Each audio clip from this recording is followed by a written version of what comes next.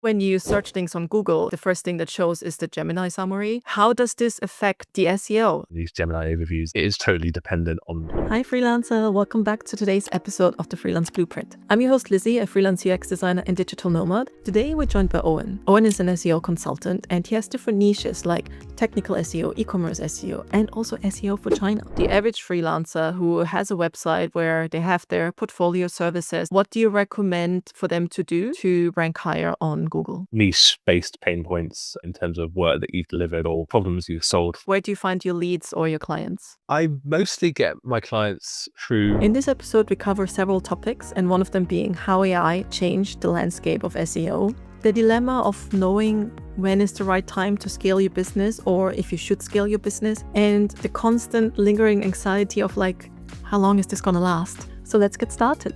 Thanks, Owain, for taking the time today. Very good. I'm very happy to be here. Thanks for having me. Where are you calling from? So I'm calling from a town in the very southeast part of the UK called Margate, which is in Kent. So if you look at a map of the UK, it's right on the eastern coast, probably the most furthest easterly point of the UK. We're probably closer to France, Belgium than we are to other parts of the country. And you'll be very pleased to know that it's absolutely hammering it down with rain this morning. We've had a really good start to the spring in the UK, but no, it's been back to classic British weather at the moment, just raining all morning. So yeah, I'm happy to be inside today.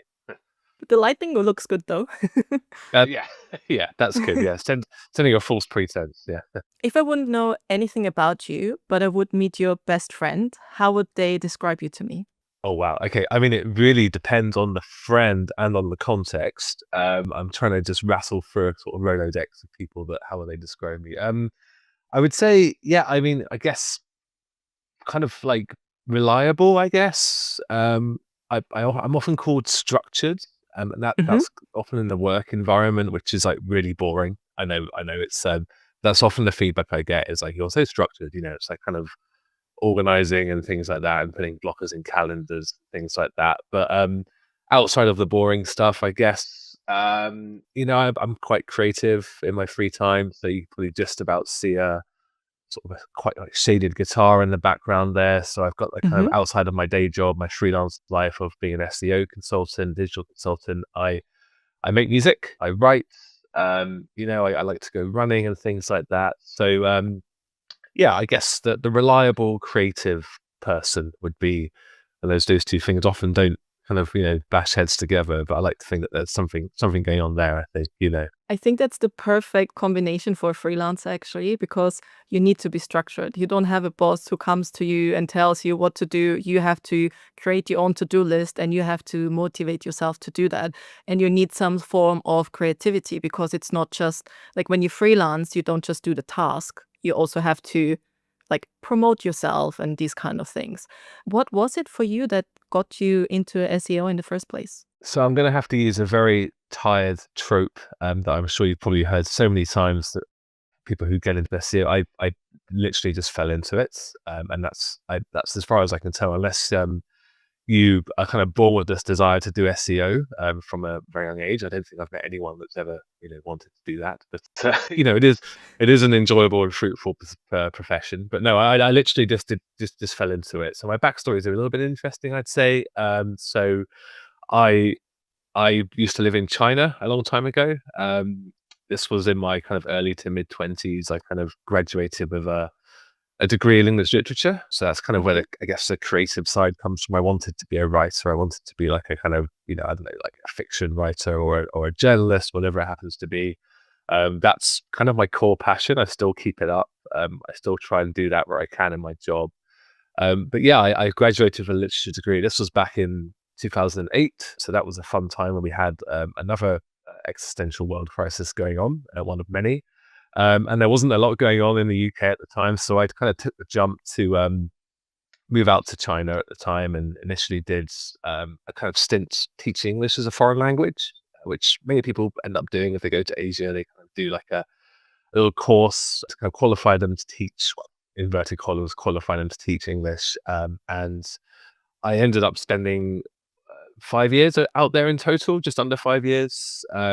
1 year in the South, 4 years in Beijing off the back of that, and wanted to kind of get out of the teaching thing and ended up kind of getting into, well, editing, writing. I picked up the language quite well as well. I still retain a decent fluency in Mandarin, and ended up being a part of an editorial team of an expat magazine, an online expat Hmm. magazine, that's still So going, I believe. when you say editing, you don't mean like editing film and stuff. You mean like editing like words. Yeah, that's right. So new like Hmm. magazine editor, basically. Yeah. Okay. So it was I was doing bits like odd jobs, translation bits, freelance writing for a number of publications on events that were happening in Beijing, whether it was like kind of fashion events or product launches for various Western brands. I was kind of sent around these different places around town. And I landed a job being part of an editorial team for this online magazine, which we would translate articles from Chinese media and also write kind of original articles for expats or, Hmm. overseas people that were living in Beijing. And that's where I kind of first interfaced with SEO. We had a developer on the team who was kind of, submitting the articles in the back end, doing, building the website. I have no idea what CMS it was built on because it's pretty horrible looking, but who knows? But that was the first time I kind of got into the concept of SEO. Basically, he would often talk about things called like SEO titles, descriptions, keywords, and things like that. And then off the back of that, I moved back to the UK, and I kind of started again. I had to move back to my hometown, which is kind of just south of London in the southeast of the UK, not far from where I am now. And I sort of tried to market myself as this, I don't know, like raconteur man who traveled around the world and knew Chinese and all this kind of stuff, but had digital marketing and writing skills. And I put like an ad out, I think, on either on Indeed or Gumtree, some job site, something like that, just marketing myself as a person with that skill set. And I got picked up by this London agency who were looking for someone to work on a project for them that needed a Chinese language skill. It was an SEO project. It was a one-off audit for a quite a big client at the time. I think they were in kind of like automobile industry, and they wanted just a kind of research project as to what the SEO landscape was for them in China, which required keyword research, required kind of looking around on Baidu, which perhaps I'll get to shortly, the kind of search engine over there. And that was kind of my first proper SEO job. It was initially just supposed to be a short-term contract, but then I got into they kept me on, and then they kind of threw me at other projects, whether it was Mm. technical content, and then it just kind of continued through there really. And then we're talking sort of 13 years ago now. So that was my Wow. entry. Yeah. Wow. Ah, that's interesting because I think sometimes it's like jobs like this that are very online. It gives you a lot of flexibility to work from anywhere on very different topics. And I also fell into UX design. I didn't even know what it was, and I worked at a startup and did UX design and kind of fell into it. So I know what that's like when you kind of like it's not like you chose a role, but it feels like the role chose you. Yeah. And you seem to have all the kind of skill sets that just fit with it. And I don't know if you ever have this feeling like, oh, if I wouldn't have gone to China or if I wouldn't have done this, maybe I would be XYZ instead. I think especially younger generations now, they feel like you have to make your passion your income. You have to have a life where you don't do anything that's kind of boring or like just a job. Everything has to be your passion. But I Hmm. often think when things like this happen, like I wouldn't be able to travel or like work remote and all these kind of like maybe, but not to the extent if I wouldn't have fallen into UX. Like, how do you feel about the job choosing you compared to you choosing the job? Would you do anything differently? I mean, there's a number of things that I often have in the kind of back burner of backup careers that I wish perhaps one day in a parallel universe I could have done, but the writing thing is always there. Like it's something that I keep up on the side, and who knows, one day I might have something going on with that. But no, I think it's a very, you kind of summarized it quite nicely there. It is very much I guess, a vocation that has chosen me because it does envelop a lot of things that I picked up along the years of traveling and the studies I did at university. Insofar it's a lot of communication, it's a lot of kind of there is a need for strong writing communication skills, also a bit of creative thinking, problem solving. There's obviously you've got the kind of tech element to it, you've got the content element to it, the strategic element to it.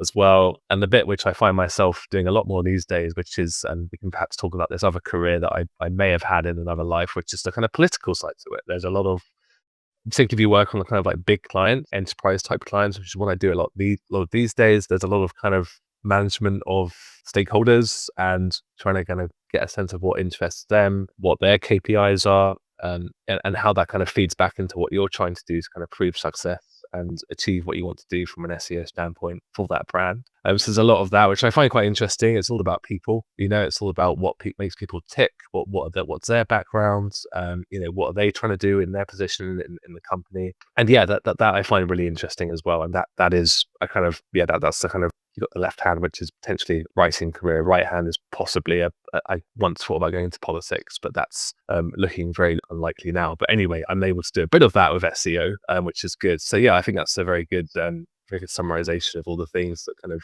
lead us choosing us, as a profession, I guess. I think also with politics, it's usually the people that are a little bit power hungry that want to get into politics, and the people that would actually do good things. They just don't want the like supposedly also, even if you start with good intentions, the power is gonna grab hold of you and then you end up not doing the good stuff anymore. So maybe it's a good thing that you didn't get into politics. But what you said, like company politics and stuff, it's so interesting when you hop from one agency project to another, even if it's the same company but different teams, or if you work for different clients. Like, it's so funny, like how it's always a bit of the same thing, and it's more psychology thing. It's more about there's this trick of, instead of showing people this is the one solution, to give them like one or two, maybe maximum three options, so that they feel like they had the choice. But then the problem with that is often that they go for the option that you just whacked out, so that there's an additional option to choose. And then actually it's not the best thing that would have worked for things like that. Was there like a specific company politics situation? I think it's often easier when you're the freelancer because you can detach a bit more.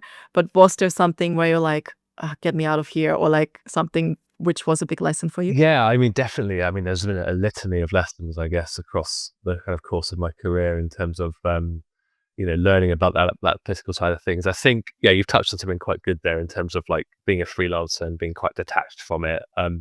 Although a lot of the kind of recent roles that I'm in, I am positioned within a company that has to kind of, steer ships and kind of get people together and get people talking and so on. But that's another story. But I think it was when I made the jump from agency side to in-house, because, agency are also kind of detached from, I guess I had largely quite a number of quite junior mid-level roles on the agency side. So I wasn't that senior. So I wasn't kind of too in the weeds of the politics on the client side. But, you were sort of given, like a project, a statement of work, line items to deliver. And that was kind of it, at least at that stage for my career. I was kind of just delivering work. I guess it was when I moved in-house into a more senior position where I was kind of, thrown into, like different departments and trying to understand like what makes people tick and how I would get buy-in and kind of do the things I want to do, rather than just ticking off a list of SEO items or whatever it happened to be. So that was a real kind of light bulb moment for me, I think. And that made me a better thinker, in terms of,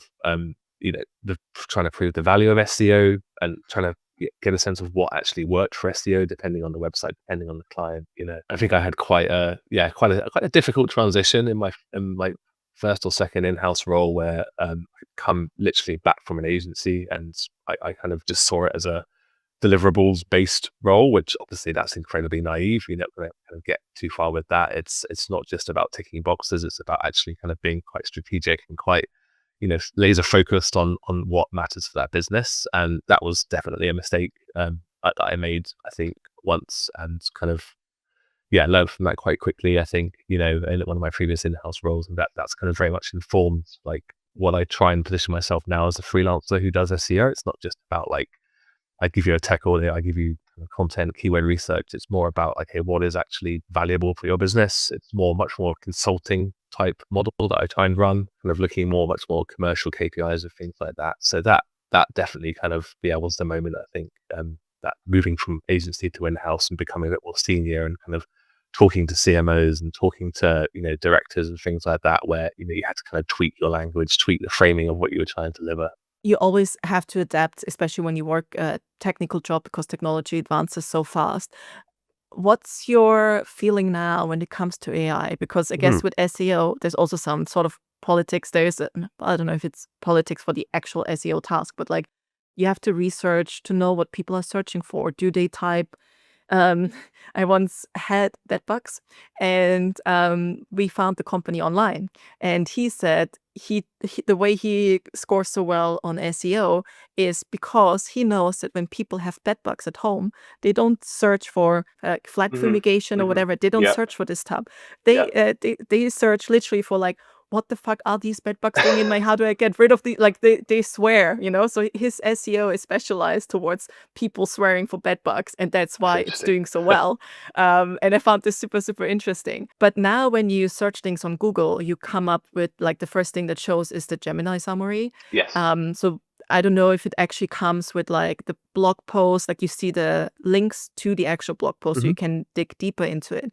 How does this affect like the SEO? Like what's like would people still go on the sites even if Google picks it and then the person reads it? Does this impact Mm. like yeah, how does this work? Like what's your take on this? So there's a couple of things to go into there, I think, and there's a perception bias that is around this, which I can get to shortly. But in terms of how that's impacted SEO, we're still quite early in this. Obviously, we've got sort of a couple of years in, really 18 months if you're in Europe interested in these Gemini overviews, and it is totally dependent on the query, on the industry, on the search intent type. So you see it a lot more for kind of those informational long tail queries. So to kind of reference your friend's bed bug business there, that's a very kind of like, what the fuck do I do with bed bugs? That's just like a very long tail, like what, why, how. Those are the types of queries you kind of more often than not see those kind of AI overviews. For things like your money, your life, or kind of like governmental type things, or when there's like kind of a need for presenting the truth, whether it's over things like vaccines or things like that, or kind of health issues, you normally will see that government sites ranking still.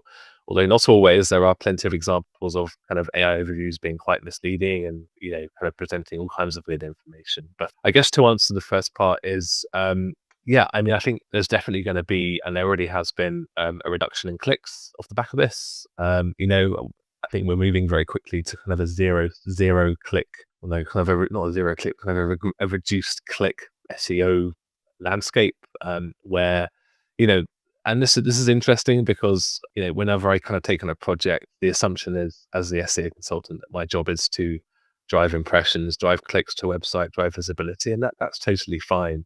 But what we're getting more towards, and what I try and get more towards, is like, you want to drive value traffic. You want to kind of drive traffic that converts, that is the right demographic, not just for vanity's sake. And I think with these AI overviews, they are sometimes quite useful, and they probably do see a reduction in clicks, for a number of queries. And I think that is going to be quite a shock to some businesses who are going to see kind of, rankings, not rankings per se, but kind of traffic in their GA4 or Google Search Console overviews go down because of these AI overviews. I can speak anecdotally to a lot of people that have told me that, yeah, I don't tend to click through anymore. I just read the overview, and it's quite handy if it's just kind of like a quite top level query, or quite I guess quite a trivial query, for example, like, what's the capital of what country, or things like that.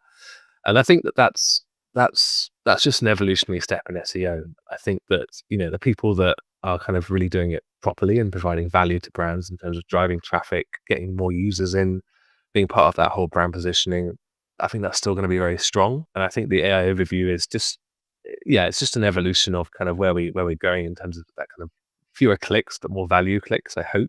And I've also had some success with some clients in getting featured in those AI overviews. It's not too difficult, if you kind of know how to structure your content, and kind of how to, write content that might answer some of those questions. There's plenty of keyword tools that can kind of give you insights on that. And if you get featured in those AI overviews, and that can be great for your visibility, it can be great for kind of clicks, because the sources are linked to, as you say. That's my kind of take on it there. I think that overall, we're going to see fewer clicks for a lot of brands, but hopefully there's a kind of question around kind of value of SEO moving forward, in terms of like, well, there's fewer clicks, but are we getting more kind of value traffic? And is that converting? Is that kind of the audience we want to drive to our site? The second point on it is perception. And this is the bit that could be a little bit more troubling, I think, because it really does depend on what the kind of overall digital industry perception on SEO is because of this. And this is again anecdotal, but I've spoken to like a number of people in industries adjacent to what I do. So whether it's creative or advertising or anything to do with digital online type stuff.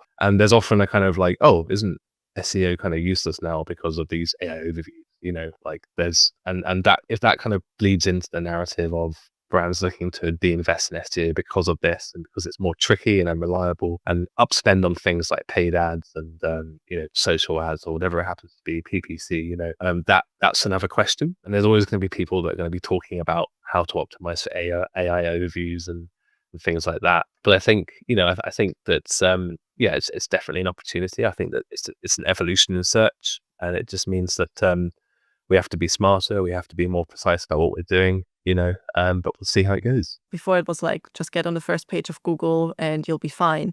Is it more about getting on the first page of Google, or is it actually going to be beneficial if you're going to be part of that Gemini summary? Because yes, your link is going to be like, the reference is going to be there, but are people clicking more likely on that, or are they more likely to click still on the results of the first page? Like, what would be the ideal outcome for a company that hires you? Yeah, I mean, the ideal outcome would be definitely kind of feature as many of those AI overviews as possible, because they take up so much real estate on search now, and you can expand them and you can get it to kind of give more information. You can have a conversation with it, and it will keep on, providing sources based on the kind of answers it generates, and that's the ideal location where you want to be as a brand. You want to be referenced in those. That being said, I mean, there's still value in obviously being in those traditional top 10 results, particularly for kind of more kind of mid-funnel, bottom of funnel type queries, which you do for now see fewer AI overviews for. There are some plans that Google has to roll out for kind of, a very much an AI e-commerce shopping environment, which could change things on that front. But I think that, beyond those kind of informational queries that AI overviews does tend to generate for, I think that, if you can get featured in that, whilst also maintaining that visibility across, those traditional rankings, or indeed other features like map packs or all people also ask type queries, that still holds a lot of value, I think. What is map packs? I don't think I heard of that. So that's kind of like, that's more kind of like local SEO. So, if I'm Mm. searching for an entity, whether it's like a restaurant or a bar or, something near me, for example, like a service near me, or, a particular product near me, you'll see those kind of maps return in the search results. And that's where you get those listings of optimized shops, optimized business listings that are on Google Maps. I mean, that's still kind of hugely valuable as well. And that will sit alongside, or will still be featured in search results with those AI overviews as well. So there's still plenty of avenues to get clicks from. Now that you say it, I remember that there was this like, I think it was a Thai restaurant or something, and they literally called themselves Thai food near me so that they would rank high on SEO. Yeah. How do Yeah. you feel like, do you think that would be helpful? I mean, it's also a joke. It's kind of funny. But is this actually beneficial? If you're calling yourself Thai restaurant near me, I mean, it's definitely a funny from a branding perspective. In fact, I think there's a restaurant in the town that I'm in that's calling itself, Indian restaurant in the town location in Margate. So that's literally on their kind of signage. I think they've obviously clocked onto that as well. Can it help? I mean, yeah, sure. I mean, like that, if you're looking at kind of volumes and search behavior around those kind of product or restaurant type near me type queries, that's going to return quite strong search volume. Whether or not putting it exclusively in a title will work, I'm not too sure. You have to obviously optimize the rest of that environment. So you, as a business owner who runs a restaurant or a shop or a leisure center, whatever it happens to be, you have the ability to kind of populate that Google Business Profile environment with lots of things like services, FAQs, questions. Obviously, you have reviews there as well. You can put photos up. So there's more work to be done in terms of kind of optimizing for those types of terms, but it's not a bad start. I guess you're kind of restricted though if you're just calling your business Thai restaurant near me. It's Yeah. it's a novelty, but like But also, I think a lot of companies have copied that. Like, I've seen Indian food near me, all these kind of things. Like, wherever I go, it pops up. So yes, it's kind of a joke, but I guess it might also work because people would find it funny and just want to check yeah. it out. So this is probably how they find some of their clients. How do you find your clients? So you worked for Samsung, you worked for Papa John's. Do you get a lot of clients through your SEO? Because I assume those companies would just Google SEO, blah, blah, blah. And then hopefully you would pop up. Or what's your, like, where do you find your leads or your clients? Yeah, so I mostly get my clients through referrals. So I've been quite fortunate insofar as when I left the agency environment where you're kind of surrounded by SEOs, brilliant SEOs who've gone on to do wonderful things. I went in-house for a number of years after that and found myself oftentimes in sort of 2 or 3 roles where I went freelance, being the sole SEO in the room or the sole SEO department who had maybe a team of, or I managed an agency, or I managed a few copywriters or content execs or publishers and things like that. So I guess people might have remembered me who were in those big companies that have gone on to do other things or have moved on or started their own businesses. People might have remembered me as the SEO guy. That's kind of been one source of kind of leads that have come in. Obviously, that's quite finite because you only know so many people from that particular era of your life. The subsequent leads have come in through LinkedIn. So I've had people find me on LinkedIn. A few times I've got a couple of retained clients that I've kind of kept on to this day that have just found me on LinkedIn, that searched SEO consultant, that have messaged me, and it's kind of gone from there. I don't do a huge amount of outbound marketing. I will post on LinkedIn sometimes. I will pop up at conferences. I'll do my best to network. I sometimes blog as well, but I don't really kind of ram it down people's throats too much. I probably could do a bit more of that to get myself out there a bit more, but I'm kind of relying on, just being, I guess, going back to the first question, like being reliable and being kind of, structured and someone who I guess does what they say they will do, I guess, in some way or other. And I've got a pretty strong record of kind of delivering results and kind of, you know, doing things for clients that they're happy with. So it's often referrals that serve me quite well. And it's also usually the best way of getting clients because you don't have to do much sales. They're already convinced that they want to work with you. They just want to know budget, times, are you available? Yeah. And yeah, it's much easier. When it comes to SEO, I don't know how I did it. But when you type, I need to check if it's still the case. But if you type in freelance UX designer London, I'm somewhere on page 1. And Great. if you don't have London, like, I'm nowhere to be found. But somehow this specific keyword leads people to my website. I don't have a lot of traffic, but also I don't need that much traffic. And the only thing I remember doing for my SEO was I just put my website on an SEO checker, and it was something like add a sitemap, improve your titles, add a couple more words on these different pages. And I just added a blurb, which might have caused the London thing to happen because I was talking about working in London. But yeah, so like I think it is definitely helpful. I got a couple of leads and also in the end clients Good. who just reached out to me on through my website directly. But I still get the majority of projects through LinkedIn. What would you recommend to the average freelancer who has a website where they have their portfolio services, etc. on there? What do you recommend for them to do to rank higher on Google? I would say pain points is a really good niche-based pain points in terms of work that you've delivered or problems you've solved for clients. So just to kind of go back to your point on the website. So I've got a website. It's very much just, it's quite bare bones. It's a landing page. It has a contact me. It's just purely for branding purposes. I don't get a lot of leads, or I don't get any leads, people searching SEO consultant in London, SEO consultant near me. And I don't think I'd want those types of leads anyway, because when I worked at agencies, we would get, the agencies that get those kind of, that position themselves quite well for those kind of quite broad terms, don't tend to get too high quality leads. The stuff that does get me work, that I kind of can get my teeth into, has been where I've written blogs on a very niche topic or one area of SEO, for example, that solves a particular pain point or answers a particular question. And if I'm kind of writing quite broad SEO guides or, how to use X tool, or, what is my opinion on this particular, element of SEO, this news of SEO, there's so much content out there already on agency blogs, on publications like Search Engine Land or Moz, whatever it happens to be. There's so much out there already that do it so well and rank well for it, and just kind of sweep up. So it's not really worth my time doing it on that front. I tend to just blog on quite kind of weird stuff. So one blog that got me a few leads in was issue I had a few years back with a client who got hacked. Their website got hacked and injected with code. Wasn't my fault. Just want to put it out there. Wasn't my fault. And they got injected with a bunch of code that kind of spun up all these quite spammy landing pages, and their indexation, their ranking landscape was kind of in a bit of trouble. We cleaned it up quite quickly. There was no long-term damage, but off the back of that, I had quite an interesting case study. And it turns out that it was quite a common thing to happen for websites on WordPress that had kind of vulnerabilities security-wise. But I wrote a blog on that.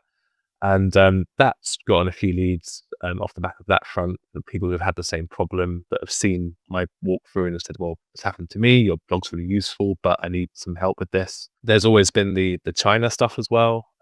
So I don't try and pigeonhole myself too much these days with that, because it's quite difficult to do SEO in China these days. It's become a little more difficult to kind of verify yourself if you're not in China, for example. And I can get onto that perhaps later on. But that always comes in handy. That's always given me a kind of solid amount of leads, or, kind of specialist type work for people that want perhaps some, research done for China SEO, want some insights. I've got a few blogs on that as well. So yeah, I guess for anyone who's starting out or wants to kind of optimize the website to kind of drive lead for freelance gigs, don't focus on what your core kind of, offering is. Because that is quite a broad term. If you've got a niche, then that's great. Blog about that, talk about that. If you're answering particular pain points, or if you've got kind of, case studies where you've solved a particular problem using a different method, or you've done X, Y, Z in a manner which is different from what is out there already, then that could be a really useful way of kind of highlighting yourself out from the crowd. So it's more about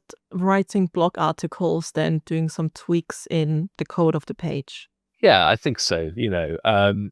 I would never expect my website, which has been around for a while now. It's linked to from websites where I've done speaking before, or other podcasts, or I've had a few blogs that have been picked up and have been linked back to. I would never expect my website to rank for broad terms around my core offering.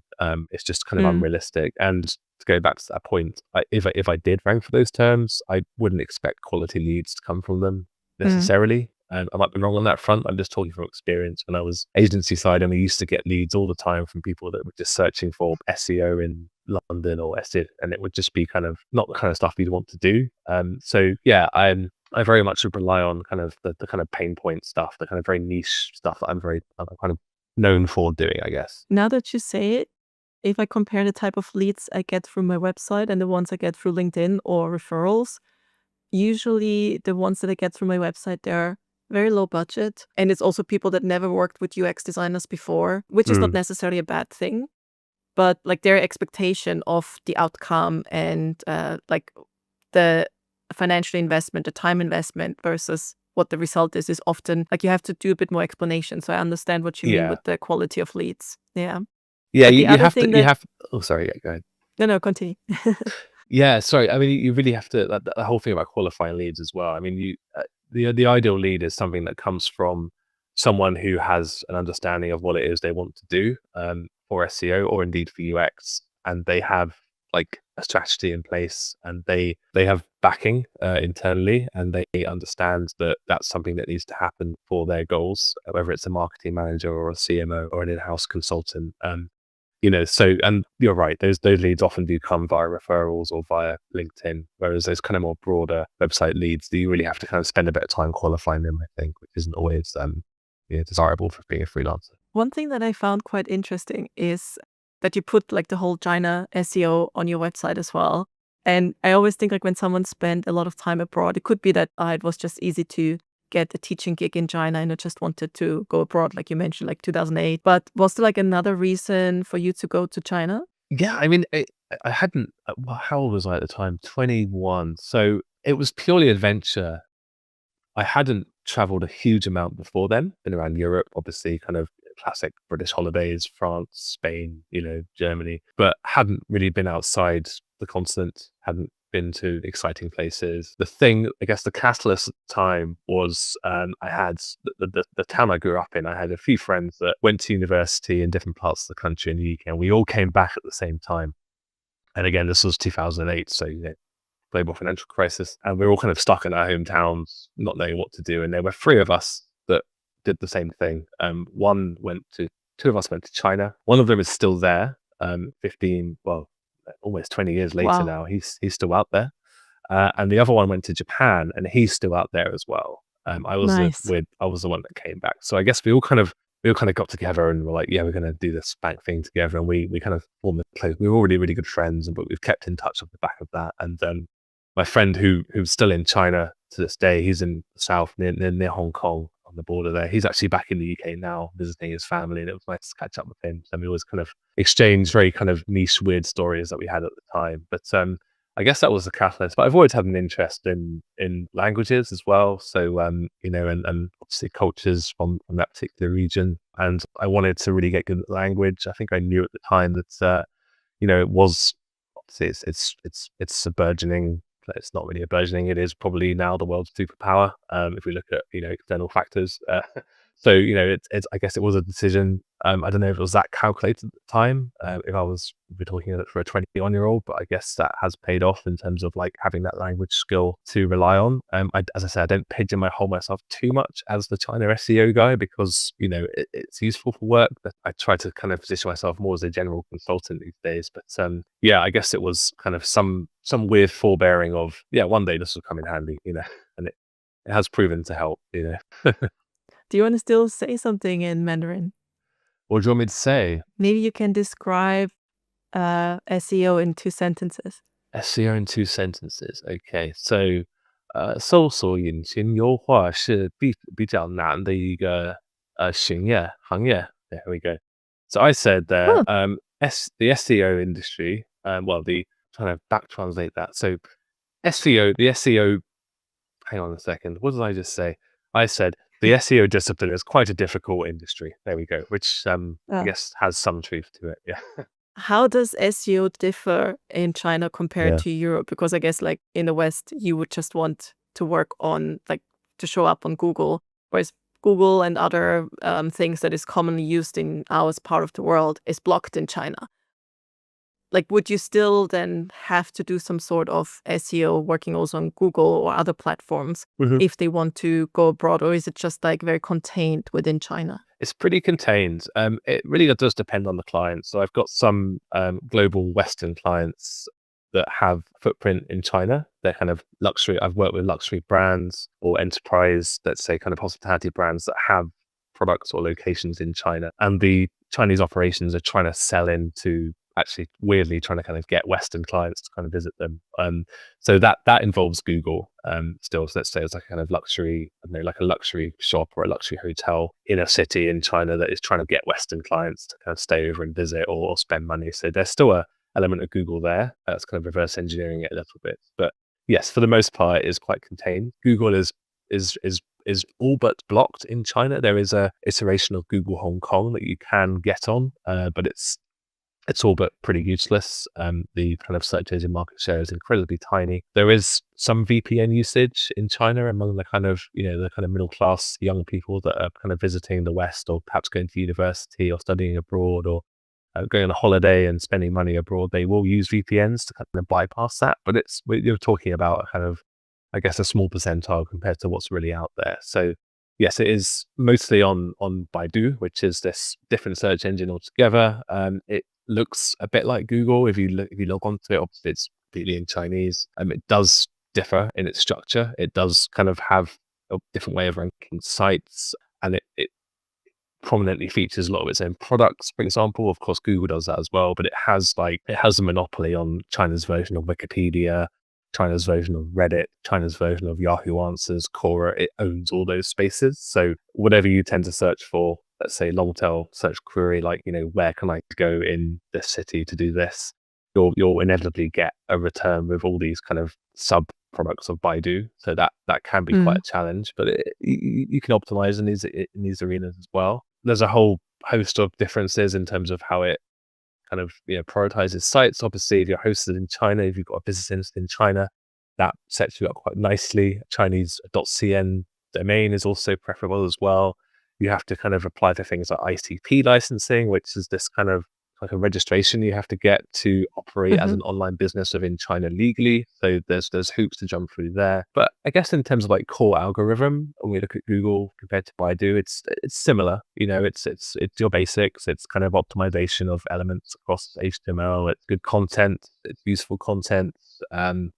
There are a few things that we can't do for it that we can for Google. As far as I know, it doesn't support things like hreflang, which is the tag that you use to kind of mark up if you're serving your content globally across different countries and different regions. To my knowledge, it still doesn't support that, because I guess why would it? Because it's purely for mainland China. So yeah, there are a few like core structural differences and kind of, I guess, bureaucratic differences. But in terms of actually a core search engine, how it functions, it's not too dissimilar from Google, I'd say.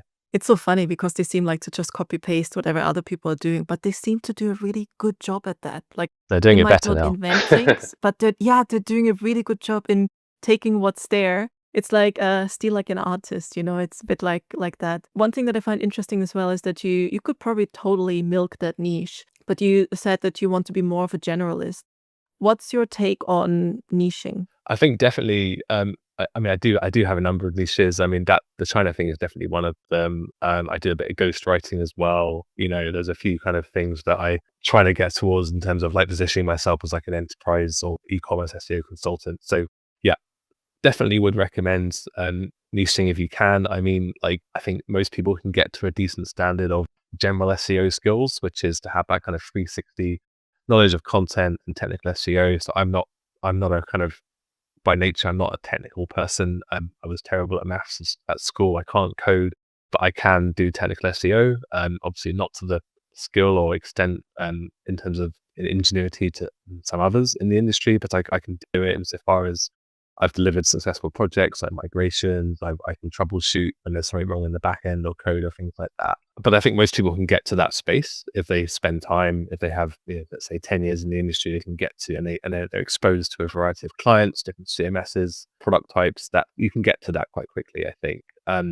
The SEO community, although quite small and everyone doesn't know each other, is still kind of, there's still a lot of options out there. There's still a lot of people offering a similar thing. I'm sure it's the same for UX as well. You have kind of, sort of generalist type designers. And I would say I'm a generalist SEO consultant, but I try and position myself as someone who in recent years has done kind of more kind of enterprise consulting type thing. Trying to move somewhat away from that label of just SEO, but more of another kind of digital consultant that kind of, looks to kind of use SEO or use content or use other digital strategies to kind of move the needle on organic search or organic visibility, things like that. So yeah, niching is definitely a good way to kind of go forward if you can kind of find something that is really it really interests you or kind of, sets you apart from the rest, I'd say.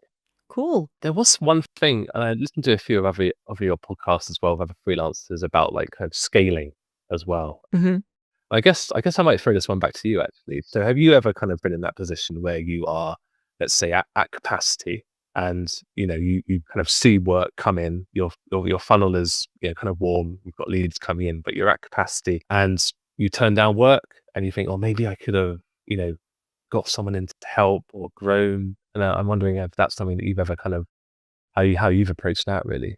Well, I did at some point have a subcontractor, but I kind of, it wasn't like a hidden subcontract. It wasn't like I took the job and I passed it on and then sent it back to the client and pretended to be the middleman.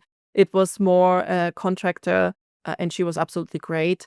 It was a client that I worked with in the past, and they came back for something else.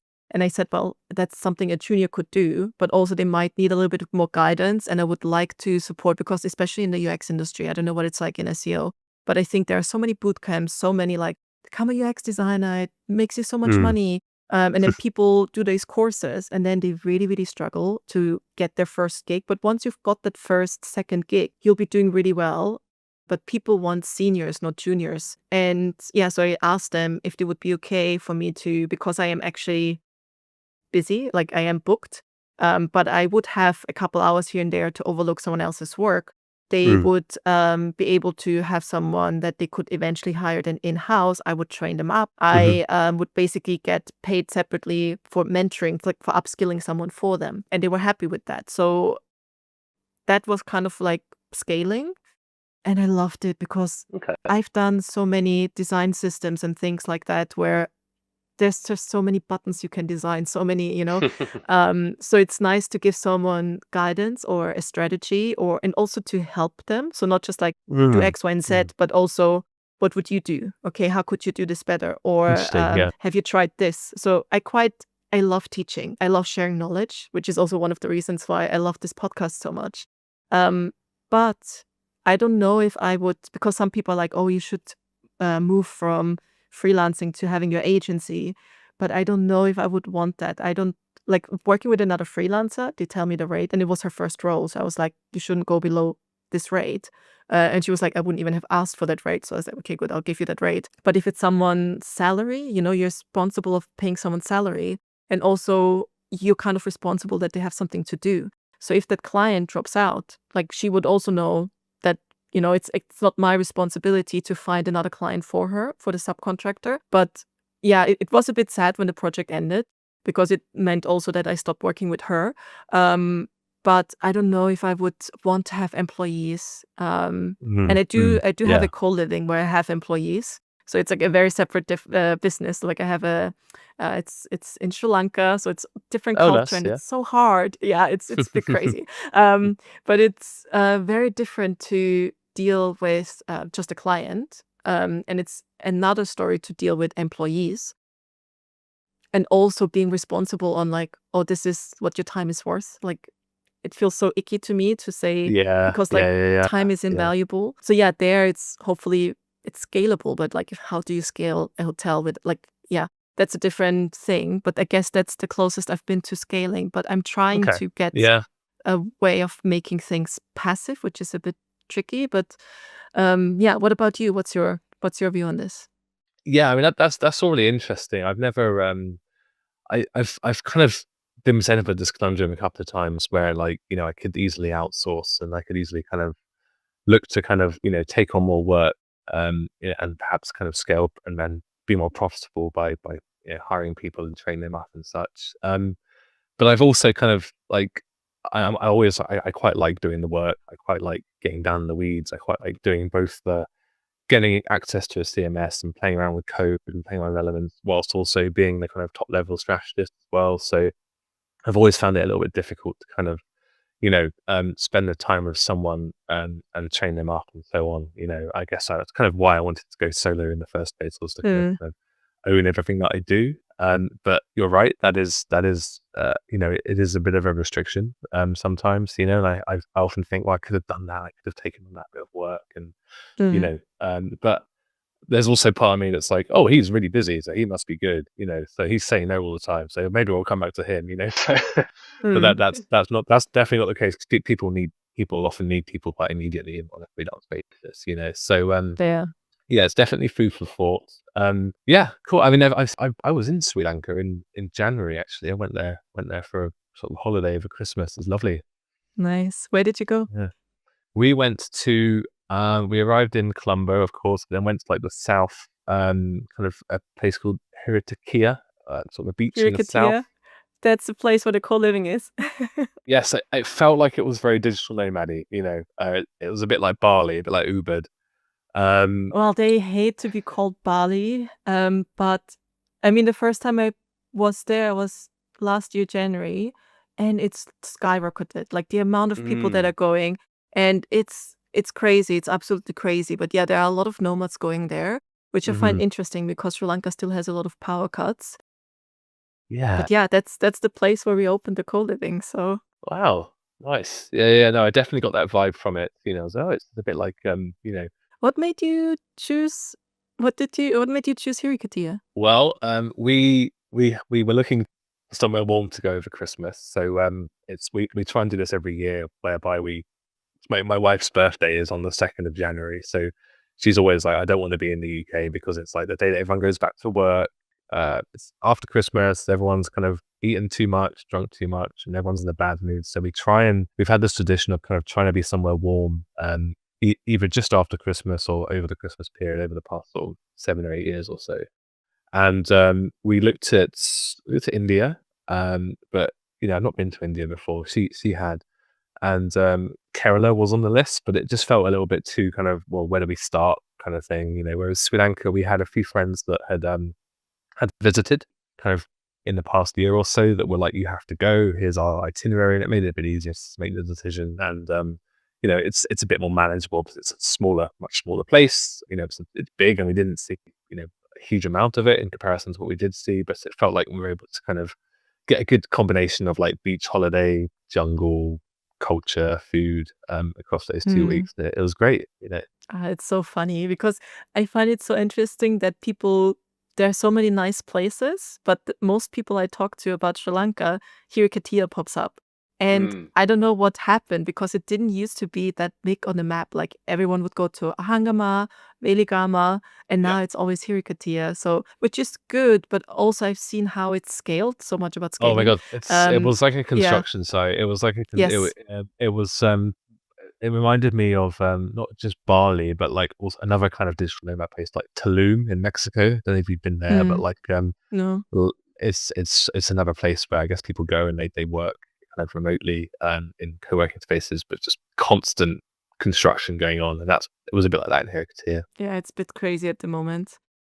But hopefully, the problem I have with it's just not built for the amount of people that are there, the amount of waste that is happening right now.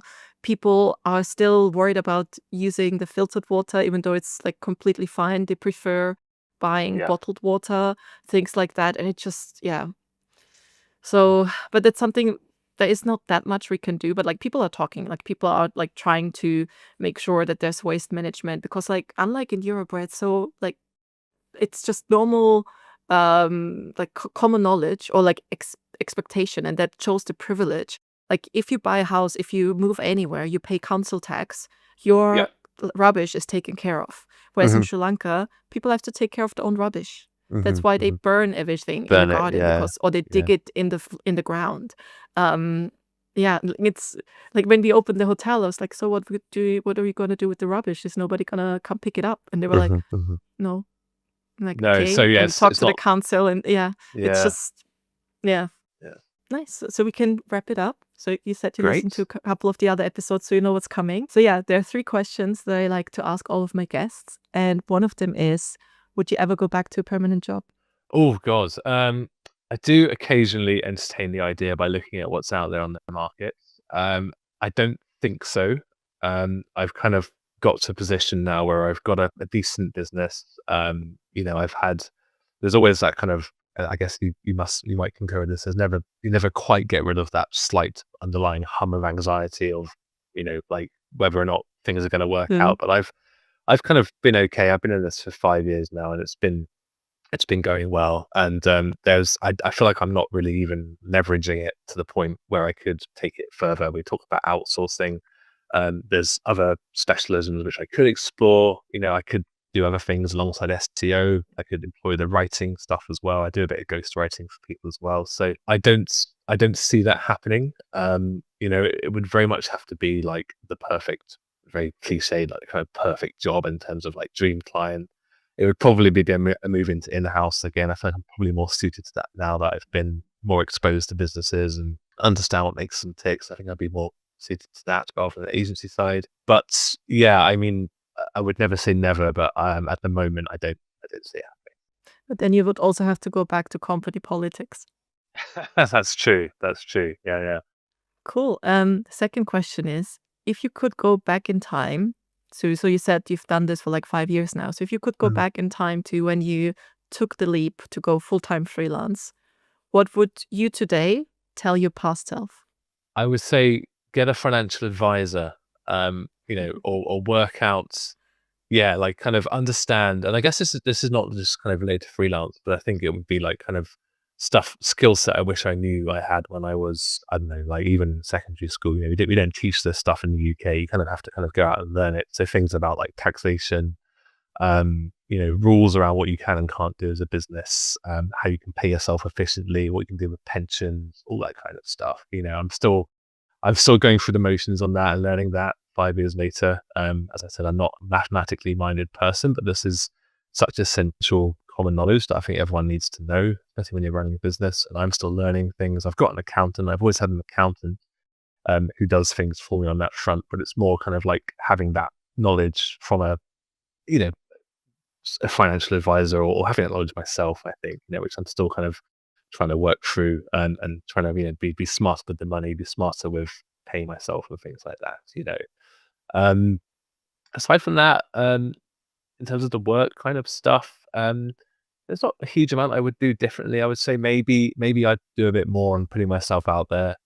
I've done a few speaking gigs over the years. I've done a few podcast things like this. I write a bit, but I've tried to block out kind of half days in my calendar or blocks in my calendar where I dedicate that to self-promotion or marketing myself, whether it's either like a post on LinkedIn or working on a niche site. And going back to the structured part of me, and it's never quite worked because I tend to get sucked into the client work that I'm doing.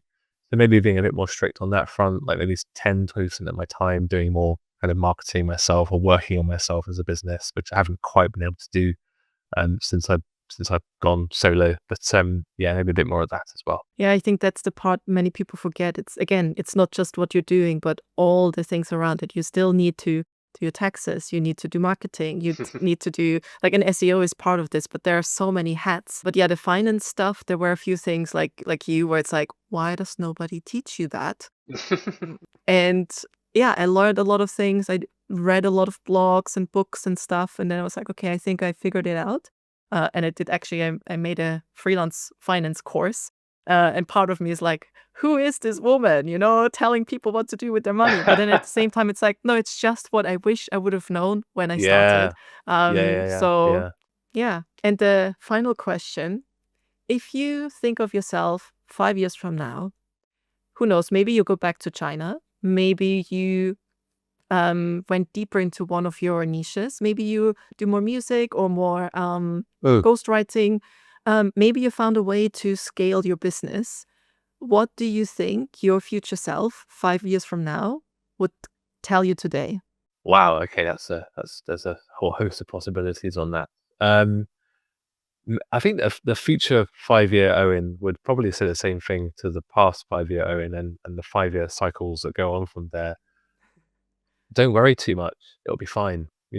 I think that's probably the overarching mantra that there's that saying by Mark Twain, isn't there? I wish I had it on my gravestone. I spent a lot of time worrying about things that never happened. I'm not really kind of an anxious person, but I think that there's always like that kind of blocker in my head about, oh, I shouldn't do that because it's like the writing stuff, for example, it's not kind of viable at the moment in terms of funding my lifestyle. Whereas the SEO stuff is nice; it allows me to do what I want to do, live a nice, comfortable life, and within my means, I aspire to do. So yeah, let's say that I've moved forward 5 years time. And I've written I don't know, like a travel blog or whatever it happens to be. Just go for it, I guess. Don't worry, just do it. And that, I guess, goes back to the previous question where it's like, I wish I had a bit more telling myself at the beginning of my career that blocker in the calendar where I'm spending a bit of time on myself, doing things for myself, and that was probably one of those elements, and that needs to manifest itself at some point. So I have a litany of ideas for books, for novels, for short stories, whatever it happens to be, but it's just about time. And I force myself to do it, and who knows where it might go. I mean, that's the thing. It's always like we don't have enough time. We don't have enough time to take on another gig. We don't have enough time to do the things you actually want or to. I mean, there is a part of where you need to hustle to be able to do the things you want to do. But there are also things that we could start doing now to then, like, even if you just write an outline of that book, even if you research people Hmm. where they might be able to help you publish it, it's just like one small step. And if you just every day, or like not every day, once a week, set 1 or 2 hours aside to just work on your goal, you will get there earlier than when it's just like a one-day thing. Um, but yeah, it's just go for it. Like, do what your future Absolutely. self says. Just Just go do for it. it. Just do it. Just do it. Yeah. I think, now that I've done this for 5 years, and there's often that thing. It's like, what would happen if all my clients just stopped tomorrow? And like, I would be fine for a period of time in terms of being able to Mm. exist and pay myself, and that might be the impetus that one needs to kind of go ahead and do those things. But yeah, there's always I guess there's always a reason not to do something, isn't there? And it's Yeah. often time. It's often time. It's often time, but it's often our mindset. And because we don't trust that it's going to work out. And if we would actually believe, hey, it's going to work out, and like what your future self already said, just do it, then yeah, I think it's often ourselves that's in our own way. yes, a philosophical note to end on, I think, Yeah, like perfect ending. Well, thank you so much again for your time. This was super, super nice. You're very welcome. Thank you so much for having me. And may I ask, whereabouts are you based? I am at the Yeah. moment in Thailand. Oh, I don't have a lovely. base though. Yeah, Okay. yeah, Oh, you're in Thailand. Okay. Whereabouts in Thailand yeah. are you? In Chiang Mai. Very good. I'm looking to Yeah. maybe base myself out there for a couple of months in a year or so. So we'll see. I I have been highly there before. It's recommend lovely. it. Yeah, it's lovely. If you need any tips, I can send you a ton. Oh, amazing. Thank you. Appreciate it. Cool. Thank you. This was such an interesting conversation. I really hope you got a lot out of it. I definitely did. And one main takeaway that I would want you to take away with you is that SEO is not the only source of creating leads. You can find leads on LinkedIn or word of mouth, which I think is like one of the best sources to find good quality leads. But having a good SEO definitely doesn't hurt. If you like this episode, please leave a review and hit the follow button. Supposedly this can help with SEO and help more freelancers to find us.